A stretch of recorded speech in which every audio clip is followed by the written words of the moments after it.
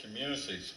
What advice has he requested or received on the impact significant natural areas will have on rural communities? The Honourable Damien O'Connor. Mr Speaker, I've received several pieces of advice from MPI over the last few years as the NPS Indigenous Biodiversity continues to be developed.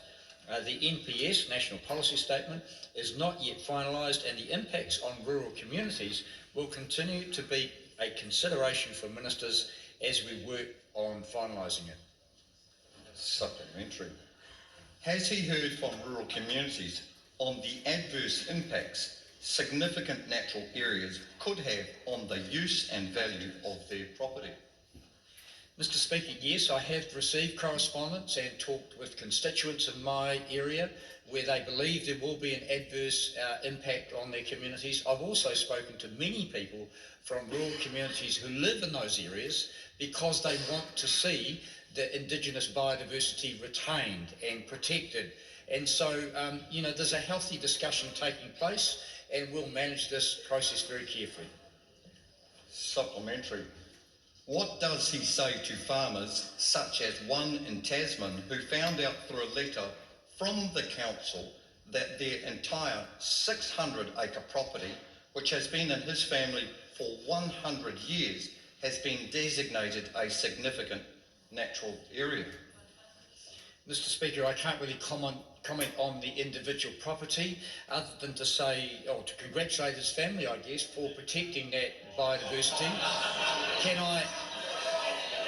Can I suggest that if they have remained on the property for that long, I'd suggest they have a very good business model that has enabled them to protect the biodiversity and continue to farm or run a horticultural operation, Mr Speaker. Can I say that councils around the country have taken different approaches to how they identify and notify. Not all those approaches have been sound, and that's one of the very issues we're trying to address, so that the obligation laid down in the Resource Management Act of 1991, that obligation to protect these areas has not been implemented by the vast majority of councils around the country. That's what government is taking action on. The Honourable David Bennett. Will he confirm his statement in Select Committee this morning that there could be compensation to affected farmers in certain circumstances? Mr Speaker, what I said at the Select Committee, Mr Speaker, if there's a proven loss of value, then discussion needs to occur to ensure some fairness. There are a number of properties in my particular patch and all around the country where that's a fair discussion that needs to occur. There are no prejudged outcomes of that.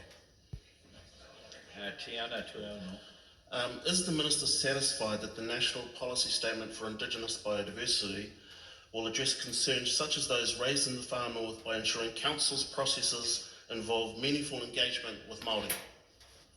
Mr Speaker, in summary, yes, we have to ensure that there's proper consultation and engagement with iwi, with landowners, and indeed that's the process we're working through. Supplementary.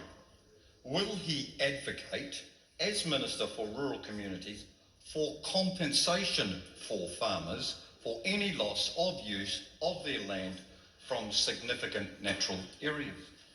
Mr Speaker, as I said at the Select Committee, we have to ensure fairness in this process, Mr Speaker. There's a lot of, subjective judgment over valuations before and after and what might be a fair compensation claim. Those things we're going to work through carefully. Question number 12, Tangi.